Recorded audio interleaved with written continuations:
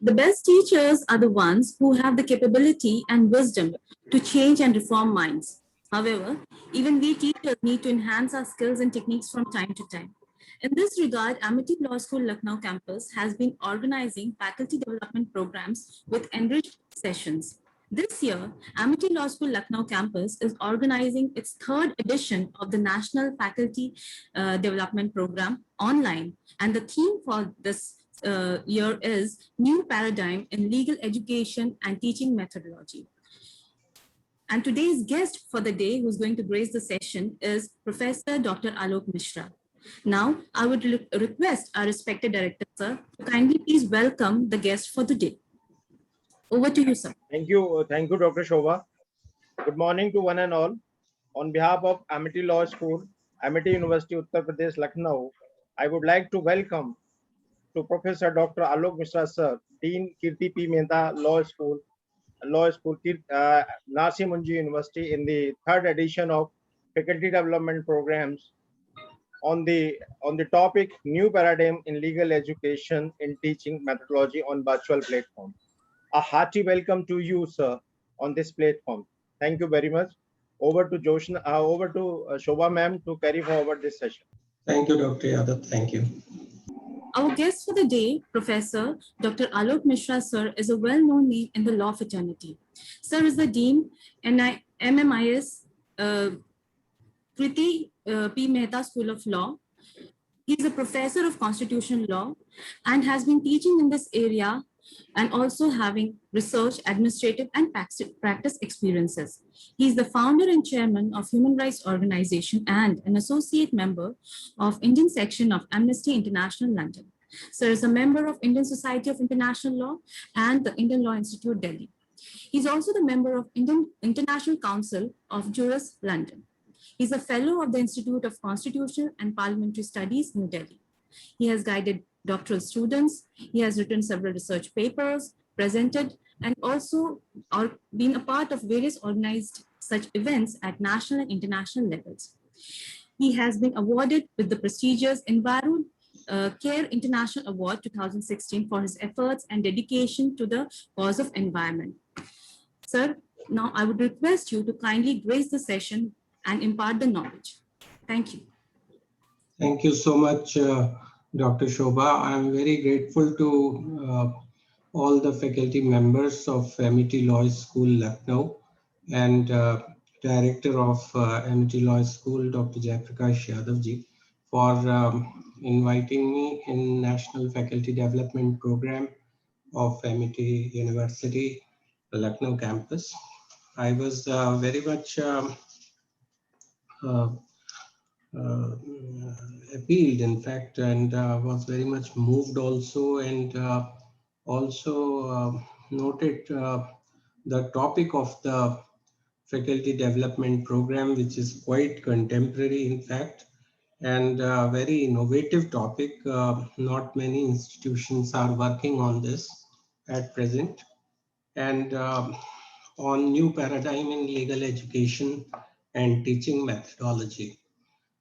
Paradigm word, in fact, is one of the most used words in technology field and in academics and in the field of education, when the entire setting, the entire perspective, the entire spectrum, the entire background stands changed or starts changing, then we use the word paradigm shift. So many new paradigms have come on fore, in fact, during last 20 years, when India started with witnessing education revolution. In fact, believe me, most of the revolution through which India has ushered during last 70 years of constitutional history, they had been either in cooperative sector or in private sector. None of the revolutions has taken place in government sector, and that's what is the basic strength of this country. So whether it was green revolution, whether yellow revolution, blue revolution, pink revolution, gray revolution, all these revolutions took place in cooperative sector and private sector, and ultimately in the most vulnerable area of our post-constitutional history, in the field of education, where a lot of requirements stand generated with times. The revolution which India ushered at the turn of this century is also in private sector. So it's a comprehensive uh, analysis, it's a comprehensive deliberation, it's a comprehensive problem to be dealt with in a comprehensive manner. And education, in fact, is a field where which changes the course, in fact, of the future of any country. And it's the present, in fact, it's the present youth with whom we are dealing that is going to write the destiny of this country in years to come, or I will say in very near future. It's neither it's not exactly the future India is studying in universities, schools, or colleges, but it's the present India which will write the destiny. And that's why the role of teachers and the role of educational institutions is of paramount importance. And the way India has changed itself during last 7 or 8 years in the leadership of our Honorable Prime Minister. I give you an illustration like Indian Prime Minister going to Moscow and then Modi ji saying to President Putin that when we were in need, you helped us. You gave us loans and then you waived the interest and waived the loans even. Now we are world's one of the strongest economy, and India is pleased, in fact, to offer $10 million to Russia for to handle its economic crisis, and that's what now India is. So India is a country which has tremendous resilience. It has come up very well, and I'm very sure that even by 31st December of this year, the vaccination will also stand completed. So it's a different India which I'm witnessing and which is emerging. And in that context, education required to be revisited, the education revolution, more than 2,000 universities now in the country, approximately 800 law colleges, and then 48,000 or plus postgraduate and degree colleges, and then lakhs of schools. So this is what infrastructure is there. But certain things worries us also quite a lot. And different streams, since there is a lot of diversity in this country. So keeping that diversity intact and taking care of that tremendous diversity, the education policies keep on coming. And Mrs. Gandhi, the legendary Prime Minister of India, was the first, in fact, to go ahead with policy changes in education in 1968. And after that, another national policy of education was there in 1986. And then we revisited it uh, recently. And it's such a flexible policy, like it will take its own course, nothing mandatory in it. Lot of innovation has been tried, but unfortunately the difficulty is by the time people will understand this policy, or some years will pass, or some implementation will start, then another policy will come. It takes 2 to 3 decades to uncover the things and to go ahead with the new changes. But in the meanwhile, in fact, there gets generated the requirement of another policy on education or in any sector. So that is what is the difficulty. But here, in fact, when we think in terms of legal literacy in this country, then it's absolutely dismal, in fact. Not much has been done in that regard. Problems of literacy stand solved now, but the problems of legal literacy are very serious. And a lot of vision is required, in fact.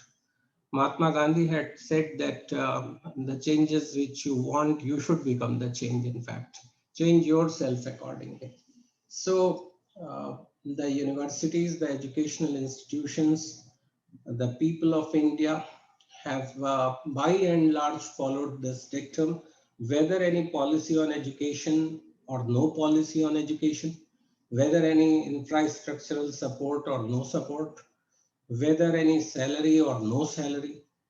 People in this country, people of this country established universities even during freedom struggle with different means. We all know that. They were conscious and cautious about education in modern India.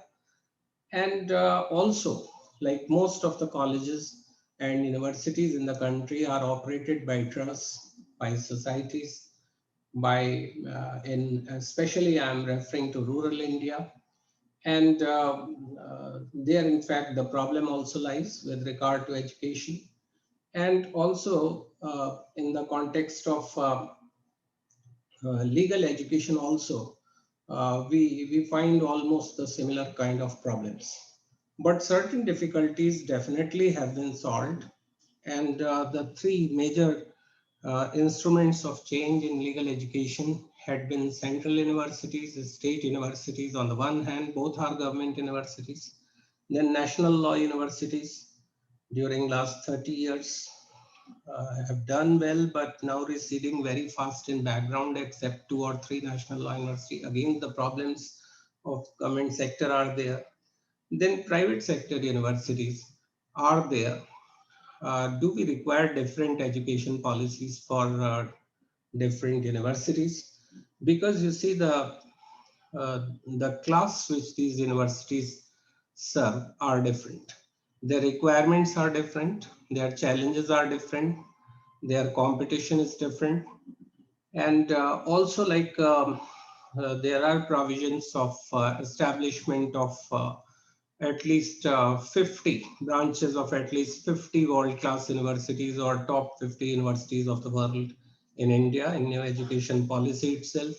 So how we are going to compete with them, who will compete? Obviously, universities like MIT University and NMIMS and maybe VIT, maybe BITS Pilani. Again, the mantle will rise on these universities only, the prime leaders, the prime movers in education or in education revolution of the country, and some more may emerge.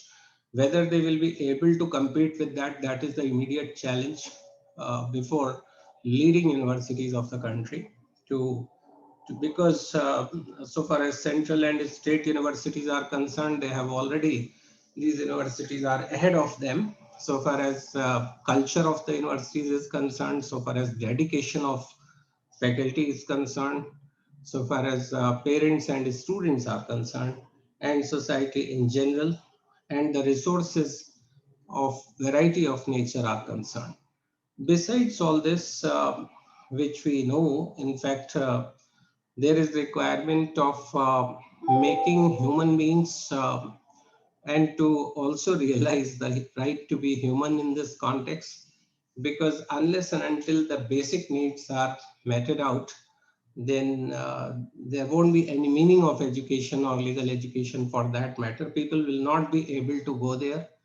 And 5 basic needs like with regard to right to be human, obviously fooding, clothing, lodging, education, and medical aid.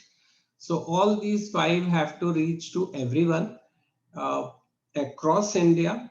And we being in the profession of law, as we have profession of medicine and teaching and also law. So in the same way, we have to understand that that these professions require much of the sacrifice, in fact, and much of the social accountability. So how the social accountability comes, the reason being the devotion with which people are required to work in professions, besides being like if we distinguish between the two words, occupation and profession, then occupations are works to earn the livelihood or means to earn the livelihood, But professions are, of course, means to earn livelihood, but a lot of respect is associated with certain occupations which are known as professions. For example, the teacher, for the first day when he or she goes in the class, stands respected by his students as sir or madam right from day one. Similarly, doctors stand respected. Similarly, lawyers, the moment they wear the black coat, because they get related to the field of justice or the area of justice. So those, the type of respect which is given by the society, and no relationship is in this world is one way. So how to reciprocate that, how to balance that kind of situation, then in return to respect what we receive, better accountabilities come on teachers, on doctors and lawyers. Society expects more because respect is not something which can be purchased from a medical store that give me one capsule of respect or one injectable or one strip of tablets of respect. So that comes from the society, from heart. So society respects, society expects accountability, in fact, in return to that. So professional education, especially in the field of law and medicine, is very accountable, in fact, and in that light, people from the field of law have to think.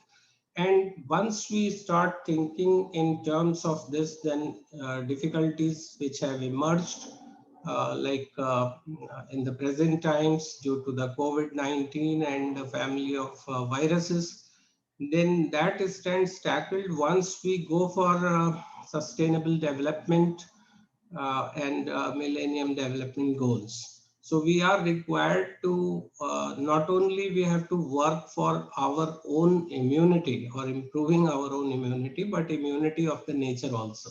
So we are required to be very sensitive, not only for human species, but all the species which are existing in this world, that is non-humans, and rights of non-humans if stand respected, whether from the flora or fauna, both are required. And then if nature stands supplemented and replenished, then there can be better situations, in fact, to be taken care of. In this regard, there had been a lot of objections, in fact, from the side of people with regard to usage of technology in the past. But by the time government came forward with new education policy, many of the people from the field of knowledge, in fact, they had already transited over to education through the means of technology. So incidentally, the requirements which were being talked about regarding e-learning resources and all that got implemented out of the compulsion which came. And in these times, universities like MIT University or NMIMS or those universities who genuinely believed in technological infrastructure, they could cater the needs. But I'm more concerned, in fact, and all of us, with regard to the law colleges, with regard to colleges of general education, with regard to intermediate colleges in rural areas, schools, and people residing in those areas, education of them. So whether any online education is going on in such colleges of law or general colleges or intermediate colleges, junior colleges across India, or schools of rural areas, certainly not. So in this particular context, what is going on for last 2 years with regard to online education, that is also a major problem. Why I am highlighting it, why I am touching the intersection point between school education and college education here. In fact, the 5-year law programs, they derive their basic strength from school education only, and they are very, very closely connected. In fact, the student just after passing 12th comes to us for further studies in the field of law or other professional courses. So whether the student is able to connect with us, that is also our responsibility, whether we are able to connect with the student. whether the divide between school education and higher education is going to be connected by new education policy in any way, that is also a significant point of deliberation. And believe me, this education policy is still a policy. Like it's surprising and wonderful to note, good to note that not even a single village panchayat got left in India, which has not been consulted when Kasturi Rangan committee was making this report, and never in the history of world so many suggestions stand incorporated in any policy from the people of India. But the difficulty is of infrastructure, of interest, the condition of infrastructure, the condition of teachers, their living spaces, what we are doing for teachers in rural India, whether they are being trained properly or updated properly or not, whether there are teacher development programs like FDPs. These are major issues, and the responsibility lies on us also. In fact, we all know that as leading law colleges of the country and leading law schools of the country and leading universities of the country, like your university, the responsibility of hand-holding of marginalized law colleges, that is the BCI requirement also, marginalized law colleges to hand-hold of them and to help them out to make them better also devolves on us. Being the premium law schools of the country, we have to hold the hand of the marginal law schools. And similarly, the students which we are getting, so all these are broad issues, whether national education or new education policy, which will stand implemented from 2022 onwards. That is also it depends on Corona and many other things. What happens till then? But even then, since the policy is there, there are certain remarkable features, and ultimately, you see, the issue here is of a clear divide, the constitutional directives, the constitutional provisions, what kind of future like is there for rural India, and not only in the field of education, but in the overall area of development with primordial agriculture, in fact, existing, and when the efforts of modernization of agriculture and also the provisions with regard to that in the form of law are made, then that kind of modernization which has taken place in industries, liberalization from 1991 is to be actualized in rural India in the field of agriculture. And unless and until the income of farmers, income of families residing in rural area is enhanced, they will not be able to put their children in the right schools, and right schools will not be there in rural India. So the controversies with regard to the government sector schools, private sector schools, the moment a family gets support and earns something from the lower middle class, the moment they get some resources, immediately they shift the child from government sector to a private sector school. So that is also the question, like, and then the ability of the students which we develop.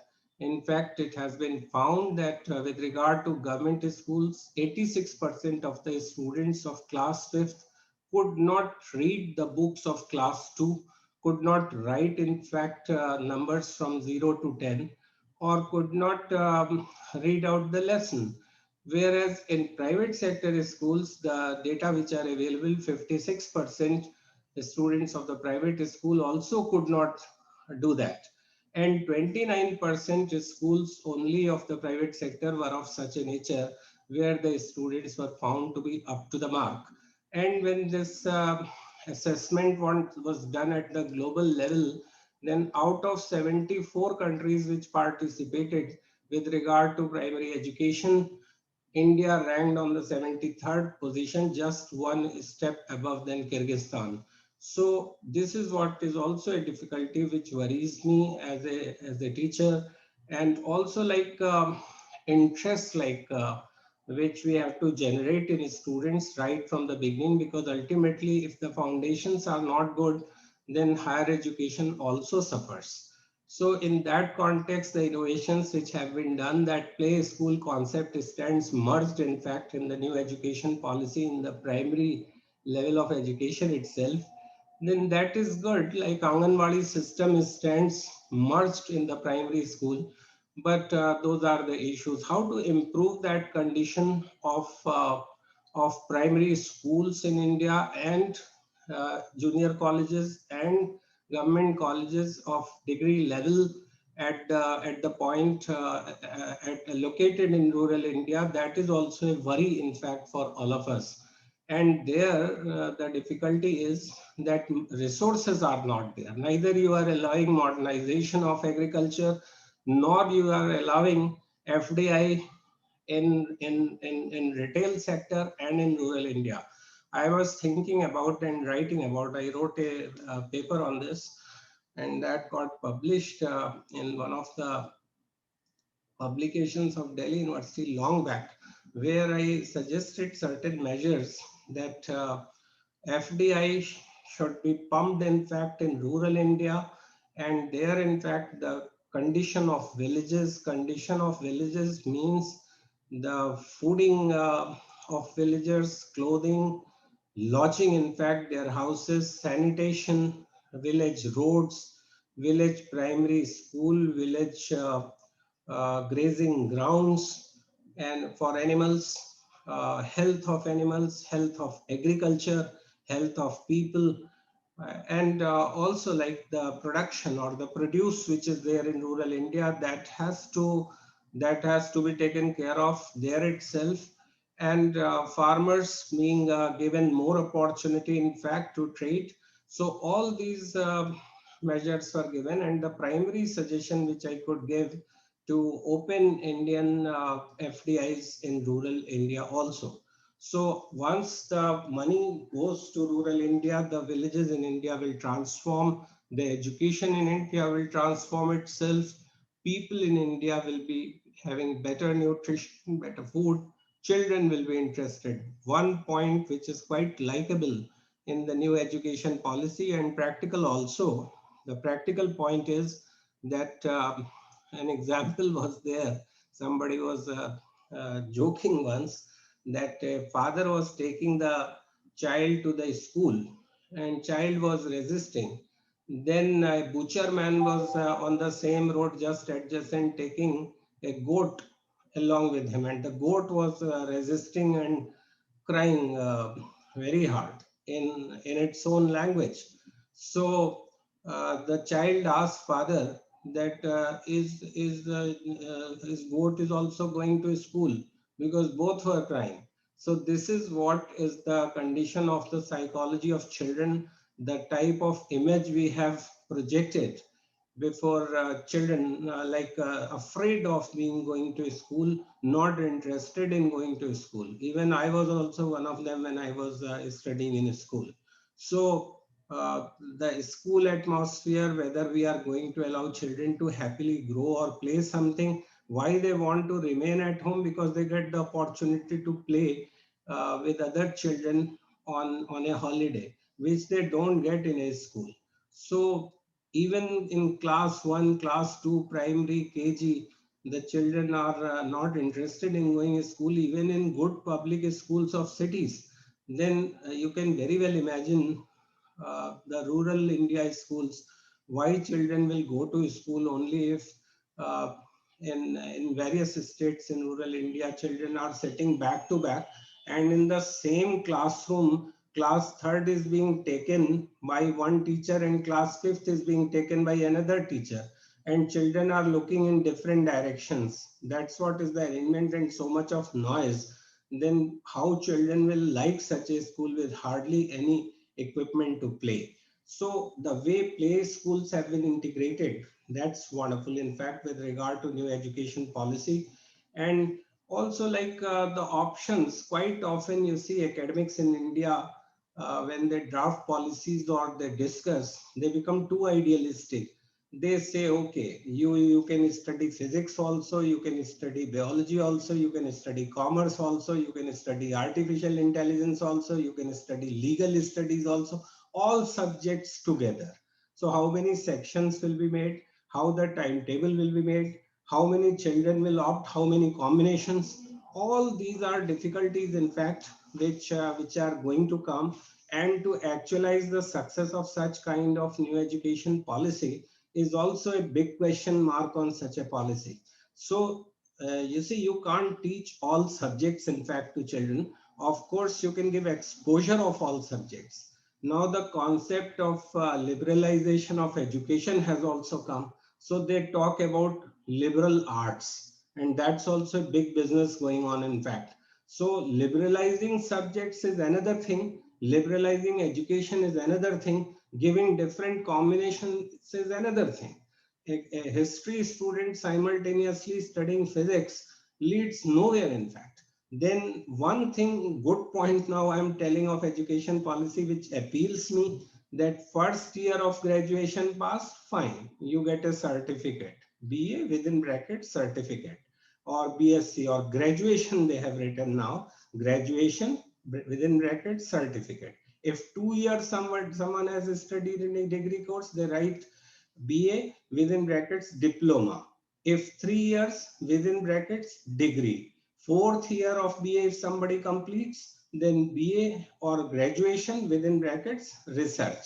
So four categories. If someone studies only for 1 year in graduation, graduation with certificate, graduation with diploma, graduation with degree, graduation with your research. So like that, some options have been given so that some benefit someone gets after studying 1 year or 2 year or 3 years, some certification or acknowledgement of that. And later on, the option of pursuing after a gap of 2 or 3 or 4 years, even one can directly go for third year of BA if only diploma he or she could procure.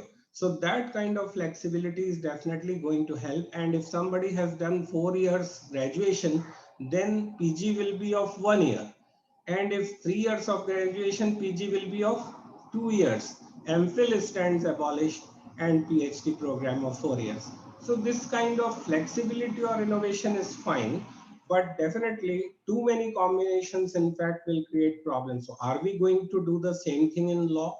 LLB within brackets certificate, LLB within brackets diploma, LLB within brackets degree, LLB within brackets research, LLB within brackets internship, LLB within brackets something else. So all these practical aspects like professional councils and regulators have to think very seriously, because funny ideas are also there in education policy which may not be implemented or may not be feasible to implement that. But here, in fact, we have to be very, very cautious with regard to pioneering universities or innovative universities of the country who are trying, who are already ahead of these things, who have already worked on various models of abroad and also of India, who worked in advance and their curriculums are like that or curricula are like that. So their fabric, the education may not be abruptly disturbed what is going on. Reforms may come gradually, and then on the basis of results which are coming from reforms, things may be analyzed and then implemented. So it should be a very cautious effort. The negative things of which are existing in education system may be taken care of, but positive things may be introduced. And but funny things or imaginary things are also to be taken care of, that they may not disrupt the entire education system, which quite often takes place. Because it's not a question of making law with regard to any particular field of taxation or something like that. It's a matter related to education, which has to be seriously taken up. So with this note, I would like to entertain some questions if they are there, and very thankful to MIT University for inviting me to share some views on new education policy and methodology of teaching. In fact, teachers are a community that they are selfless and they are very hardworking, very satisfying. And so long as this will exist in India, education will not be a problem in India. Teachers in India, in paltry salaries, in peanuts, in fact, have changed the destiny of this country. There is no doubt about that. So with that hope, with the commitment which teachers have shown, and with the respect which students reflect towards teachers, and the sanskars which we all as parents put in our children to respect teachers, in fact, that has gone a long way to take care of educational system and education in India as such. Thank you so much. Would love to entertain questions like related to FDP topic, like online education, the difficulties, etc. If faculty members would like to ask questions, and if there is provision, then questions may be allowed. If provision is not there, then I can continue further for a few minutes. And Dr. Yadav, it's a lecture of how much duration? Like I have how much time at my disposal? Thank you very much, sir. Thank you very much. And you rightly said about your concern regarding the national education policy and its impact on the legal education. And you also say about your concern about the education in rural areas and your worries and your concerns. Certainly, sir, you covered all the aspects of related the topics.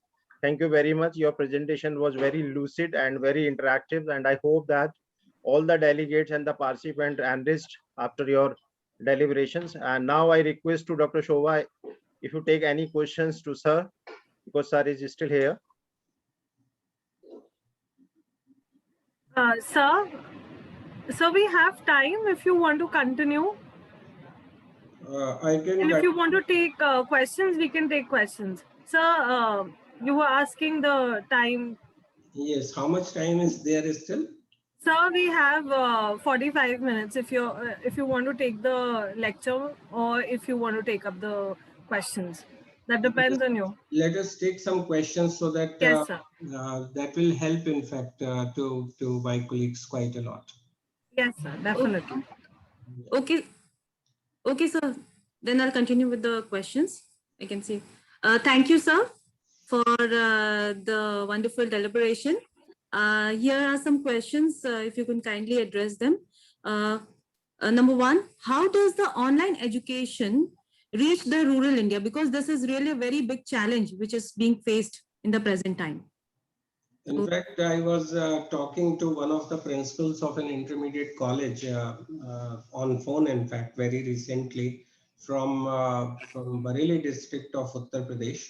Somehow he was known to me, and a principal who got a national award also long back. There is a village known as Hardaspur, like I'm telling you the case study, on the banks of Atar Chedi River, in on the cross section of Bareilly and Badaयूं district. So he has served all across life, in fact, and then got President's Award in education. So I asked her how things are going on in rural India, in college where you were principal, and now you have retired and you are serving another intermediate college in a scheme of Uttar Pradesh government. So he very frankly told me that nothing is going on, no online education, children are getting promoted from class to class, and no classes are going on because equipments are not there. Neither in a school we have a smart boards, nor in nor children are having those equipments, Android mobiles and all that.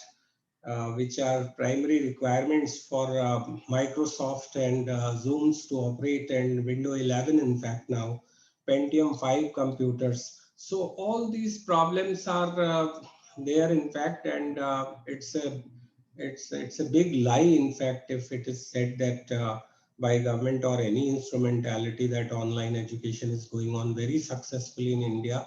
In fact, we are Indians because India lives in us. We all know India and we serve India with dedication. We love this country. We love this motherland. We may not like people who are there in governance and all that, but we certainly like each other. So with this spirit, in fact, people had been working in this country, and it's very unfortunate that 60% plus population, which is residing in rural India, is still suffering, in fact, even after 7 decades of the making of the Constitution of India. So, and hardly the provisions of law, in fact, reaching there, justice as a product delivered by courts. Law is a product made by parliament or state legislature, yet to serve the people of India, in fact. So right to education, one thing new education policy talks about, like up till now it is up to age 14, like up till 14 years of age. Now they intend to extend it to 18 years.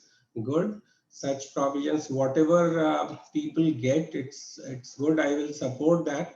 But simply by recognizing a fundamental right or by giving a fundamental right is not going to solve the problem of education. In fact, we have to keep rural India, colleges, schools, and universities in rural India in our mind, and how to make education interesting. That is also a big challenge. How to sensitize the students, because we are a young country of the world, very young country, no doubt. Our Honorable Prime Minister also says this to inspire our country. But the human resource, the young human resource which we have is required to be a skilled human resource, and so that they can serve this country also and they can earn something for them. They become self-reliant, in fact. Education without placements, education without employment will not survive in this country. Education has become very costly. There are cases now in high courts where students have gone, in fact, making state and the university and the regulators as party, that we invested about 20 lakhs of rupees in procuring a degree of law, but we could not get any job, in fact. And the lawyer who thinks only in terms of chamber practice hardly gives us anything like 5,000 or 10,000 rupees per month. So from where we return our education loan and all that. So these are the pertinent litigations which have started coming in the country. So all the schools, new education policy, universities, government universities, private universities, and so-called national law universities, all these have to justify their existence. Otherwise, it's the people's money they are wasting. I know MIT University Law Schools working so hard. In fact, the teachers and faculty in all the campuses, even NMIMS, all the 9 law schools of NMIMS, people are working very hard. But the problem is that the uh, how to justify in terms of providing employment to the students who look towards us, and first hand holding in any case is to be given to the student to make the education meaningful. So in the same light, in rural India, unless and until people get some opportunity to work, opportunity to earn, because Professor Karl Marx had said fooding, clothing, and lodging. Professor Bakshi in 1981, through his famous research paper, From Human Rights to Right to be Human, he was the first in the world to give the concept of right to be human, included 2 more things, that is education and medical aid, 5, and 1, I believe the 6th one is employment. Some kind of occupation has to be there with everyone, and so that everyone becomes self-reliant, gets occupied, and is able to take care of him or herself.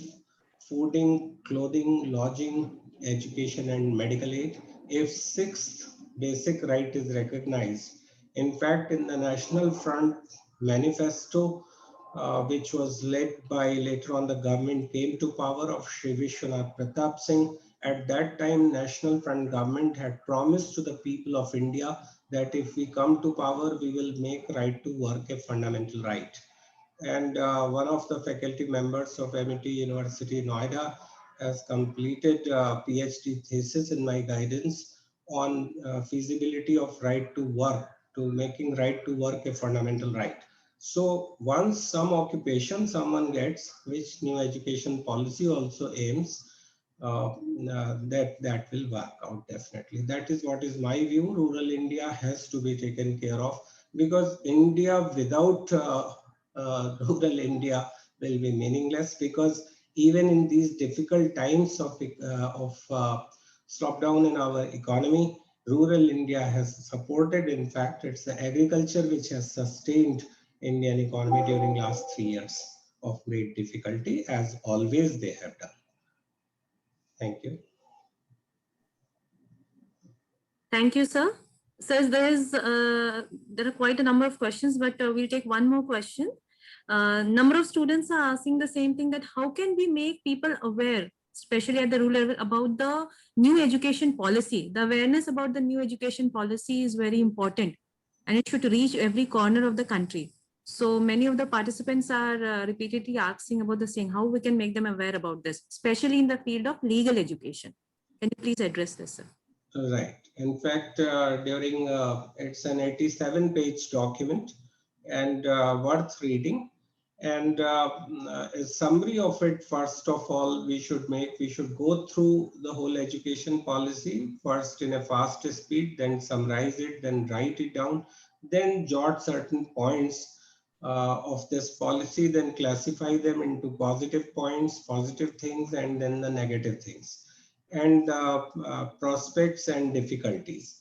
So once we write down these points, then after that, the summum bonum of it, or gist of it, in very simple and lucid language, we can propagate. In fact, we can ourselves know first, then we should tell about that to our students, and keep on talking about it wherever we are. And through this IT technology, which is very handy, in fact.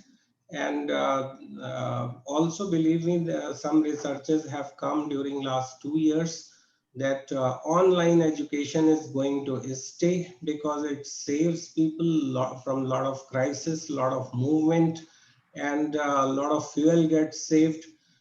Education is more interesting, more meaningful. Even the moot courts stand virtually conducted, even in a better way. Many national and international seminars, lot of time gets saved, resources get saved. So online education is going to be a part of education, which was not there earlier. And the issue is with regard to the huge infrastructures created. Now we have to distinguish between infrastructure and infrastructure of technology. Are we going to empower our faculty with that technology? Are we going to empower our classrooms, the virtual classrooms, with that technology? Are we going to empower our students with that technology? That is what is more important, not exactly the building. And one thing I will suggest to this nation, in fact, that instead of investing so much on fanciful tiles and all that beautification and designs of the markets and the malls, the money can be invested on technology in rural India and to the needy people. We are simple people. We are a simple nation. The money can be saved and conserved and can be channelized towards the right priorities. That will help, in fact, in taking this country ahead further. And when we become very rich and we are able to control our population explosion and many other problems, then we can be lavish also. And the benefits of the liberalization of economy will reach to people only when we are able to control these misinvestments, or investments and priorities which are not correct. And the wastage of money is to be saved in government sector, also in private sector, because it's ultimately taxpayers' money, which we all pay, in fact, and it should be the right hands and judiciously spent, in fact. The responsibility on educational institutions is of great magnitude, because it's children and parents' money. It should go to the right people, right technology, and towards the right direction. This is what I have to say, something strong but very humbly, in fact. So this is so far as legal education is concerned. In fact, it's a complex thing, but not that complex. Also, I will sort it out with one example in totality. We find there is a place known as Bhimbetka near Bhopal. So there are caves there, in fact, and first prehistoric paintings are there. People of those days, when scripts were not developed, they used to convey themselves through pictures in Bhimbetka caves on Shamla Hills near Bhopal. Then scripts started coming, and scripts traveled across, in fact, during last 4,000 years. Then people were writing very long messages on WhatsApp and all that. Then now emojis have come. Now there is a definite language of emojis, like meaning of them, what they want to convey. So ultimately, it's the same thing. From pictures to pictures, we have traveled. From Indus Valley civilization, there was pictographic script. So suppose someone wants to write Machli Jal Ki Rani Hai. So they will draw a picture of a fish, picture of water like this, picture of a queen, and HAI Hai. Like that was the script of Indus Valley, which could not be deciphered till now. Similarly, now the language of emojis has come. So feelings are the same, requirements are the same, patterns will change. In fact, communication channels will remain the same. Whether it's a verbal communication, whether it is a non-verbal communication, whether it is formal communication, informal communication, whatever it is, it will remain the same. Human beings will remain the same. The teachers, the books, the textbooks may be e-books now, technology may change, but the context will remain the same of education. Only thing will be there that virtual technology will replace us, which is needed also. We will teach from a distance, and universities will think what they have to do with their infrastructure. So empowerment of faculty and students from the point of view of technology is very essential. And teachers will also get their right rewards of their intellectual property. Their rights will also stand honored, and in by all means and in multiple ways. uh, Education, online education across the world had started even before Corona. There are wonderful lectures on various videos. You go to YouTube, you find any topic of the world, even from the field of law. If you want to read about dying declaration, you will get at least 150 videos instantly on dying declaration. Most of the case law, most of the concepts are there. And now wonderful things are coming like that. So education is changing very fast, and this new education policy has to take care of this aspect also, how to incorporate such three-dimensional education of virtual nature. So that's why I'm saying empowerment of professors, empowerment of students, technological nature. Once we stand technologically empowered, our presence, physical presence might not be there, but virtual presence is always there. Suppose you have invited me in this FDP. In normal times, I would have to come to Lucknow and then meet you people and talk to you people. But I'm finding Dr. Yadav as same vivacious, jolly, and the person is in front of me. So it's quite easy. I'm speaking from the 9th floor of the Mirana House of Bombay, like which is Mithibai College of Bombay, having the same status almost as Mirana House of Delhi University has. So speaking from my office and talking to you with so much of convenience. So whether I'm physically required at all, in fact, in the classroom or in Lucknow or anywhere, like the access which technology gives, that is remarkable, and we have to accept it. We all are required to be in favor of technology, uh, but as law people, definitely, or as citizens of this country, against the misuse of technology. So technology is not bad. I found parents and teachers complaining, बच्चे सुनते नहीं हैं, mobile देखते रहते हैं class में. Now the times have come that they will study everything on mobile. So that's how the world changes. That's how the technology. So why they were reading on mobiles? Because probably they found it more convenient to read instantaneously, checking that particular section on mobile itself what the professor was speaking. So in this way, whether physical presence of a professor is required or not, that is to be seen. Of course, the business tycoons and businessmen will take care of the infrastructures created, buildings created. Certain other things may happen there, but education is going to definitely change. And I'm a bit worried about that why new education policy is silent or not adequately focusing on this. And no policy will survive in a country unless and until it has tremendous futuristic vision. Our constitution survives and remains relevant because they could foresee an India after 100 years or more. So futuristic vision is very important. Whether to what extent national policy on education is able to address that, that is what is to be seen. They are hardly talking about empowered professors, technologically empowered, I'm saying, or empowered classrooms. Of course, in MIT, you have that empowerment.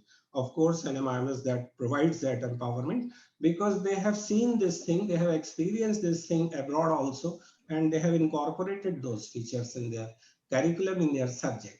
Moreover, one more thing I would like to share, that ABCD of law has changed.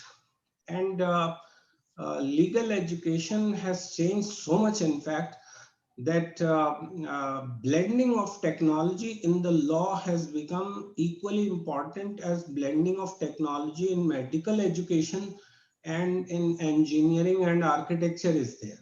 Like in civil engineering, when the usage of computers and algorithms, etc., had come, there was a lot of furore that computers are coming in civil engineering also, in mechanical engineering also. Then we found suddenly telemedicine concepts coming in medicine. Surgeon from America guiding a surgeon in India in Jefflock Hospital. Okay, you step by step conducting the operation through telemedicine.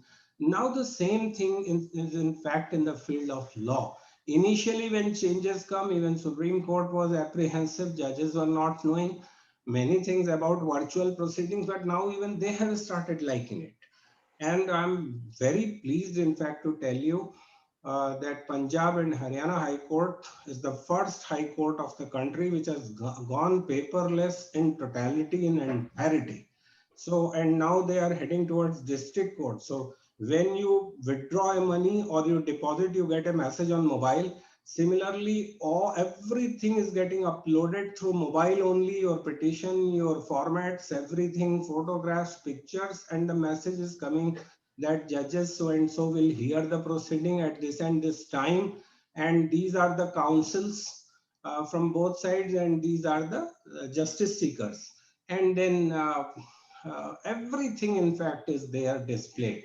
So it's totally online. Similarly, education should also, like professors, teachers, principals, they have to accept this thing that it is going to be online, whether corona or no corona, in fact. And those universities will impart online education. They will survive, rest will trail in background. Education and past is never returned, never returns, and it will not return that way as we were 2 years back. So that is also a reality with regard to the changes which have come in education. If we will try to pull it back, children will not accept it, parents will not accept it, society will not accept it.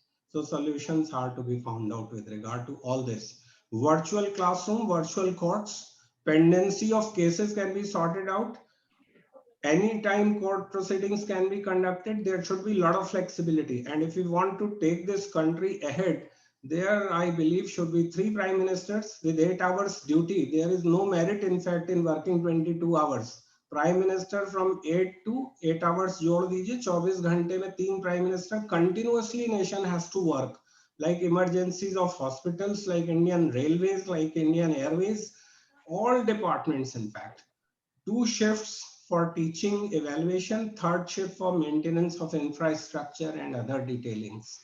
And all principles of management sciences should be applied in the field of law also, so that we have better productivity. So these are my views, in fact, to take this country ahead and to make it a real power in the world, to protect the humanity of the world, not a military power. To not only in vaccine production, we should be ahead and providers of everything to the world, in fact. That's what India I dream. Thank you, sir. I also have any questions. If you permit, then I can ask. It will be my pleasure, Dr. Yadav. Sir, recently, Bar Council of India conduct a meeting and asked the meeting out, call to all the vice chancellor of NLUs and some other universities, and they were asking about the scrapping of the LLM 1 year and start to LLM 2 year from 2022 onwards. So what is your views regarding this? It is beneficial for the private university as well as government university to scrapping the LLM 1 year. And another thing, as the UGC is transfer the regulation regarding the PG of a law, and it handed over to the BCI. So do you think that BCI is able to regulate the policy regarding the PG of law? Yes, I'm very positive about it. In fact, the solution lies like 1 year program of LLM was practically a 7 months LLM program. So hardly anything like in PG courses like LLM or MA or MSc or MD, you meet the soul of that subject. You meet the soul of that subject, because from a classroom of 60 students you come to a classroom of 30 students in PG or less. So more attention is there, because in India the difficulty even after 70 years is that we are dispensing general medicine like vitamin C stands distributed in government clinics in rural India. पेट में दर्द है तो doctor vitamin C दे रहा है, sir में दर्द है तो विटामिन सी पकड़ा दे रहा है, साइकोलॉजिकल ट्रीटमेंट कर रहा है. Similarly, we are teaching so many students in one classroom that we are unable to reach to classroom to a student on our own. So general education is taking place. But now that teacher-student ratio concept of 1:10, which is said, there is a logic behind it, which is not followed in fact. So in PG, it was practically a 7 or 8 months LLM program, hardly of any relevance. So what BCI has scrapped it with effect from next academic year, and foreign LLM also stands de-recognized, because you see people with lot of money were going to Europe and to United States and practically obtaining a degree from there, and then that kind of branding they were enjoying in India and Africa and other underdeveloped and developing countries. So that also stands as scrapped. And 2 years program stands honored. But my submission is that instead of scrapping 1 year LLM, they can call it as 1 year PG diploma program in a particular branch, as 4 years graduation. Now new education policy is talking that first year completed, certificate in graduation, 2 years diploma, 3 years degree, 4 year research. Similarly, 1 year PG diploma should be, there should be a provision from the side of BCI, those who want to specialize in a particular area. For example, right to this PG diploma in IPR, intellectual property rights management, or pharmaceutical rights management, or business law or any law. And 2 years LLM for proper LLM degree, 3 years LLM for a part-time situation that people can do it in evening. Then wonderful thing which BCI has done is capping. So now no LLM program of a university in all, like how many specializations you run, irrespective of that, we cannot admit more than 50 students in PG program of LLM. So that capping has also come. Then BCI says that we will hold an inspection for PG education as they hold this inspection for UG. BCI teams come. Similarly, for PG Center of Legal Studies, there will be a separate inspection. Then doctoral studies also they have controlled now. So in a way, it will help.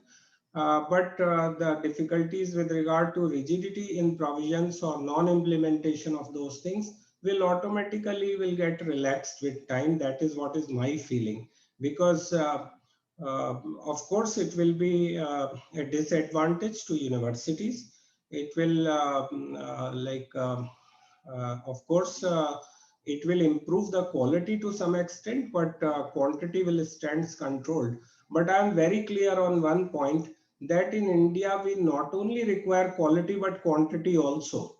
Quantity of lawyers is needed. People say there are 1,500 law colleges. Many law graduates passing out, they are not very talented. But we require advocates, 2 advocates at least in every village, to sort out the things, to guide the primary things of law, and to refer to the right advocates at the subdivision level or district level. So advocates in quantity are also needed, in quality are also needed. So PG diploma program is a solution for 1 year LLM, but 1 year LLM was a meaningless LLM because neither any student was able to meet the soul of the subject nor justification in terms of knowledge.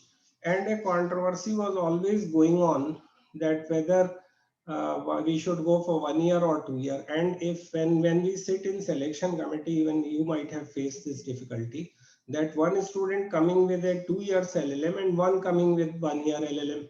Now to whom to provide priority, like whether we should go for 2 year LLM or 1 year LLM. So all those things are getting sorted out. I believe that legal education is very different than any other kind of education for any nation, for any country. In fact, it's the lawyers, it's the law professors, it's the law students who had been instrumental in great revolutions, whether it was American Revolution, whether it was Russian Revolution or Indian War of Independence. So a lot of sanctity, lot of upright morality, lot of ethics are to be taken care of in legal education, and legal education should not be like put into the holistic whole of education, which is the effort of quite a number of universities at present. So lawyers are entrusted with a different challenge. In fact, they should be fearless. Our students should be fearless, and that universities have to understand that if you want to produce Jetmalanis, then you will have to give mental autonomy to law teachers and directors of those law schools and deans, and so that they can create a lawyer of the type who can challenge the Union of India all alone before a constitutional court. So that's what is the spirit of a counsel of defense or a lawyer. So that kind of courage will come only when they will respect rulings like of Justice Marshall in Marbury versus Madison, where he propounded the doctrine of judicial review in 1803. So long back, which is oxygen of rule of law. So that kind of courage will come in a lawyer and we will be able to produce that when we are allowed, in fact, to grow like that. Thank you. Thank you, sir. So we'll take one more question. There's a candidate, it's a participant, he's asking that you told about the challenges that are faced in rural India to impart education. So how can we address this challenge? Because especially at the primary level, how much we ever do, we have to make the base. So the candidate is asking, can you please suggest something, how we can address this, especially at the primary level challenges that are being faced by the teachers? Quite right. In fact, two or three things are fundamental. Of course, many aspects are always there of everything. But one thing is that adequate finance should be provided to primary schools. The play equipments for children, their toys and so many things, and how they will play in a school, because children want to remain at home because they get opportunity to play inside the home or in the society. So society, I mean the cooperative society where we live in cities. So similarly, they want to remain at home. They don't want to go to school. So similarly, in rural India, if we will make the climate or ecosystem of that law school playful, for children with equipments for children to play, which new education policy aims also, then children will like the school, and the midday meal type of scheme must continue, because nourishment for children is very important. Researchers say that whatever child learns till the age of 7, like the formation or basic formation of the personality takes place at that age. So children should get the food, a playful education, no examinations, and then the trainers, like the teachers, are required to know how to handle those activities, how to get those activities conducted, how to nurture children without taking exam, and without educating as such through books. And that's what new education policy says, that up till class 2 there won't be any exams, it will be all play, in fact. So children will get interested. And the affectionate behavior of principal of the school and teachers is going to play a long way. Some funds are required to be invested. Buildings are required to be cleaned and refurbished or rejuvenated. Proper boundary walls, security of children, no abuse of children, POXO considerations and all that have to be taken care of. When a school will be a place to happily stay for a few hours, say 4-5 hours, and they get some nourishment, children will definitely enjoy, and parents would also like to stay. So for that, our teachers are required to be trained accordingly. And that atmosphere in primary schools will help. And that's what the legendary Chief Minister of Delhi, a great visionary which India witnessed, who has changed the politics of India after Nirbhaya, and the way Delhi has changed and Delhi schools have changed and Delhi education minister, all those ideas have been implemented in the schools of Delhi, and that's how the education in Delhi in government schools, in fact, is now giving better results than private schools. So like that, because they made the atmosphere in schools so good, in fact, in Delhi, that even experts from different parts of the world have appreciated the sea change which Mr. Kejriwal has brought, and that's a model to be followed. How simple the gentleman is, and how he has fought, in fact, in adversities with regard to the education, at least I can say, because now there are question marks on the health system. But my sources inform me, who are living even in colonies like Hoskas and others in Delhi, that there are mohalla clinics and they are doing good work, in fact, to people. So that kind of leadership can definitely change and change the whole setup, in fact. I give you one example. I went to Behrampur in Odisha to meet one of my sisters-in-law there in a function. And when I went to took lunch after that, I was resting in the drawing room. There were two kids in that family, one brother and sister, aged about 5 to 6, and very naughty children. So we were warned in Bhubaneswar that be very careful. They will break your mobile. They will break your head. They are very naughty children. They will trouble you so much. We were alarmed like anything. And when we went, my sister-in-law told her kids that he's a principal he's a principal. So both children were scared, as if I'm how they perceive, because principal always keeps on shouting on children in his schools. So that kind of image children from good public schools are having of their principal. So the moment they came to me, I'm a principal, they became very disciplined in their school, in their home.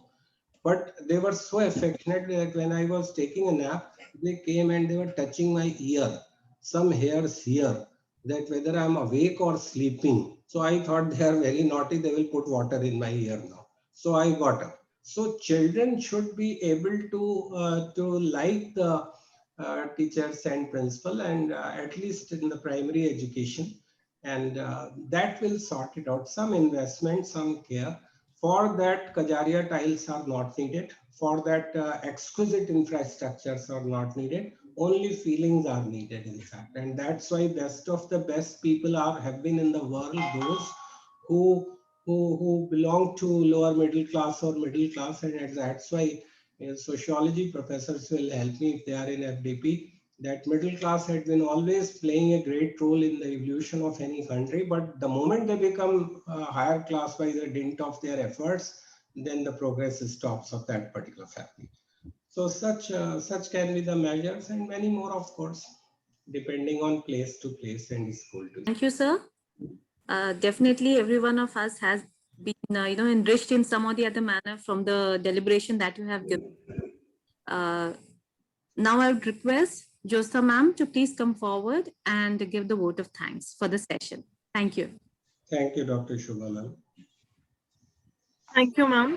Good afternoon, everyone. I, Jyotsna Singh, Assistant Professor, Amity Law School, Lucknow, would like to thank our eminent guest speaker, Professor Dr. Alok Mishra, Dean, Kirit P. Mehta School of Law, Narsi Munji Institute of Management Studies, for bestowing us with his intellectual and erudite session. Furthermore, I would like to thank our chairperson of the event, Professor Dr. J.P. Yadav, Director, Amity Law School, Lucknow, for showing tremendous faith in me to execute this event. I would also thank the conveners of this event, Dr. Tapan Kumar Chandola and Dr. Akshita Srivastav, and the organizer for this session, Dr. Shova Devi, for the immense support and cooperation while organizing this session.